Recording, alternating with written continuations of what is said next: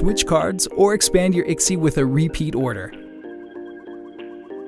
Remove a card by lifting up a corner of the card and by pushing the connector head out.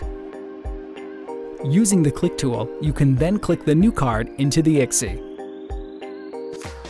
If you want to expand your IXXI, replace the I's by X's. With the hanging tool, you can easily add new monos.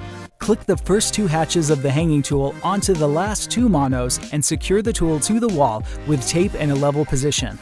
Slide the long half of a mono in the hanging tool and fill up the rest with the necessary number of monos.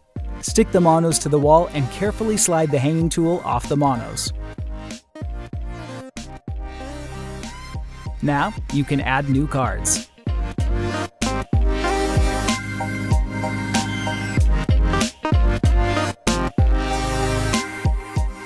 Keep your interior up to date.